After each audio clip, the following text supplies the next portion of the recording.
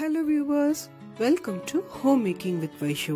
இன்னைக்கு நம்ம வீடியோவில் பைனாப்பிள் கேசரி எப்படி பண்ணுறதுன்னு சொல்லி பார்க்க போகிறோம். ரெகுலர் கேசரி சாப்பிட்டு போர் அடித்தவங்க இதை ட்ரை பண்ணி பார்க்கலாம். நல்லா சூடான கேசரியில் அங்கங்கே இந்த பைனாப்பிள் கடிப்படும் போது ஆஹா ரொம்பவே சூப்பராக இருக்கும். இந்த எம்மியான பைனாப்பிள் கேசரி எப்படி பண்ணுறதுன்னு சொல்லி பார்க்கலாமா? ஃபர்ஸ்ட்டு நம்ம ஒரு கடாயை எடுத்துக்கலாம். அதில் 1 டேபிள் ஸ்பூன் அளவுக்கு நெய் விட்டுக்கலாம்.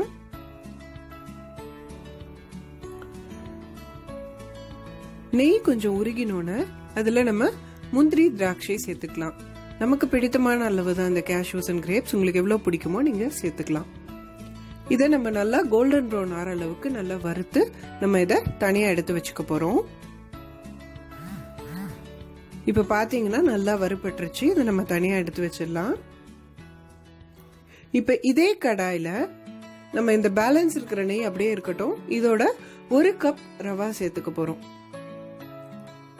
இந்த ரவா சேர்த்துட்டு இதை நல்லா நிதானமா நம்ம வறுத்துக்கணும். ஹை ஃபிளேம்ல வச்சிடாதீங்க. மீடியமை விட கம்மியா, லோக்கும் மீடியமுக்கும் நடுவுல வச்சு நல்லா இதை வறுத்து எடுத்துக்க போறோம். ஸோ இது நல்லா வறுபடுறப்ப இது நல்லா வெந்துக்கும். ஸோ நம்ம தண்ணி விட்டு நம்ம கலர்றப்ப அது சீக்கிரமா வெந்துடும். அதே மாதிரி இந்த வறுக்கிறது நல்லா வறுத்தோம்னா நம்ம கேசரி ரொம்ப குழையாம கொஞ்சம் உதிரி உதிரியாகவும் இருக்கும். அதே சமயம் நல்லாவும் வெந்திருக்கும். ஸோ அதனால இது நல்லா பார்த்து வறுத்துக்கோங்க. ஸோ இப்போ பார்த்தீங்கன்னா நல்ல ஒரு பியூட்டிஃபுல்லான கோல்டன் கலர்ல இந்த மாதிரி வறுபட்டிருக்கு. நல்லா வாசனையாகவும் இருக்கு. இதை நீங்க தனியா ஒரு பவுல்ல எடுத்து வச்சுக்கோங்க. இப்போ நம்ம இதே கடாயில ஒரு 1 டேபிள் ஸ்பூன் அளவுக்கு நெய் சேர்த்துக்கலாம்.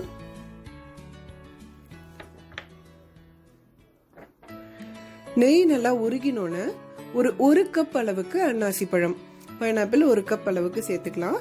இது நல்லா ஜூசியான பைனாப்பிள். ஸோ அதனால நான் 1 கப் அளவுக்கு சேர்த்துக்கிறேன். உங்களுக்கு கிடைக்கிற பைனாப்பிள் ரொம்ப ஜூசியால ஒரு மாதிரி ஹார்டா இருக்கு அப்படின்னு சொல்லி சொன்னா நீங்க 1/2 கப் அளவுக்கு பைனாப்பிள் சேர்த்துட்டு 1/2 கப் நீங்க பைனாப்பிள் ஜூஸா எடுத்துக்கோங்க. அந்த ஜூஸை நம்ம தண்ணி சேர்க்கும் போது அந்த தண்ணியில கரைச்சி எடுத்துக்கலாம். ஸோ நீங்க எனக்கு ரொம்ப ஜூஸியா இருந்ததுனால நான் 1 கப் பைனாப்பிள் அப்படியே டைரக்டா சேர்த்துக்கிறேன். இப்ப இந்த பைனாப்பிள் நல்லா வதங்கிடுச்சு, நல்லா கொன்னிடுச்சு. இப்ப நான் இதுல 2 கப் அளவுக்கு தண்ணி சேர்த்துக்கிறேன்.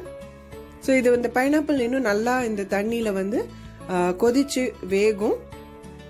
இப்ப நீங்க இதுவே 1/2 கப் பைனாப்பிள், அதாவது நல்லா ஹார்ட் பைனாப்பிளா இருக்குன்னு சொல்லிட்டு 1/2 கப் பைனாப்பிள் ஜூஸ் சேர்த்துக்கிறதா இருந்தீங்கன்னா 1/2 கப் தண்ணி 1/2 கப் பைனாப்பிள் ஜூஸ் அந்த மாதிரி அளவுல சேர்த்துக்கோங்க. இப்ப இது நல்லா கொதிக்கிறதுக்காக அண்ட் சீக்கிரம் கொதிக்கிறதுக்காக நம்ம மூடி வச்சோம்னா கொஞ்சம் சீக்கிரமே கொதி வந்துடும். ஸோ இப்போ இந்த மாதிரி மூடி வச்சுட்டு நல்லா கொதி வந்ததுக்கு அப்புறமா நம்ம இதுல வறுத்து வச்சிருந்த ரவையை சேர்த்துக்க போறோம். ஸோ நல்லா பாயிலிங் கொதி வரும்போது தான் நம்ம சேர்த்துக்கணும். அதே மாதிரி ரவை போட்ட உடனே நம்ம கண்டினியூஸா மிக்ஸ் பண்ணணும். இந்த ரவையை போட்டுட்டு கண்டினியூஸா ஸ்டிர் பண்ணணும், இல்லைன்னா கட்டி ஆயிடும். அதே மாதிரி சரியாவும் வெந்துக்காது. ஸோ அதனால கண்டினியூஸா ஸ்டிர் பண்ணிட்டே இருங்க. நம்ம 2 கப் தண்ணி தான் விட்டுருக்கறதுனால சீக்கிரமே இது கட்டி ஆகி நல்லா சேர்ந்து வரும். ஸோ இப்போ இந்த மாதிரி சேர்ந்து வரும்போது இதுல 1 கப் அளவுக்கு சர்க்கரை சேர்த்துக்கலாம். சர்க்கரை சேர்த்துட்டு நல்லா மிக்ஸ் பண்ணிக்கலாம். சர்க்கரை கொஞ்சம் உருகினோடனே நீங்க கொஞ்சம் ரிலாக்ஸ் பண்ணிக்கலாம். அது வரைக்கும் ரவை போட்டதுல இருந்து சர்க்கரை உருகிற வரைக்கும் கண்டினியூஸா நான் ஸ்டாப்பா கலரிட்டே இருக்கணும். இல்லைன்னா கட்டி தட்டிடும். ஸோ இப்போ இந்த சுகர் சேர்த்ததுக்கு அப்புறமா இது நல்லா உருகி எல்லாம் நல்லா மிக்ஸ் ஆகிற இந்த சமயத்துல நம்ம குங்குமப்பூ கொஞ்சமா சேர்த்துக்கலாம். இது ஆப்ஷனல் தான், பட் சேர்த்தீங்கன்னா ரொம்பவே ஃபிளேவர்ஃபுல்லா இருக்கும். அந்த பைனாப்பிளும் குங்குமப்பூவும் சேர்றப்ப அது ஒரு தனி மண சுவை. இப்ப இதோட ஒரு 1/2 டீஸ்பூன் அளவுக்கு ஏலக்காய் பொடி சேர்த்துக்கலாம். இதை சேர்த்துட்டு நல்லா மிக்ஸ் பண்ணிடலாம். இப்ப பாத்தீங்கன்னா நமக்கு அசச் திக்கா ரெடி ஆயிடுச்சு. இப்பதான் மெயினா நிறைய நெய் சேர்த்துக்கணும். அவங்களுக்கு எவ்வளோ டயட் அண்ட் மனசுக்கு ஏற்ற மாதிரி எனக்கு ஓகேப்பா இவ்வளோ ஒரு நாள் சாப்பிடல என்ன ஆயிட போகுது அப்படின்னு நினைக்கிறவங்க 1/4 கப் வரையில அவ்வளோ நெய் விடலாம்.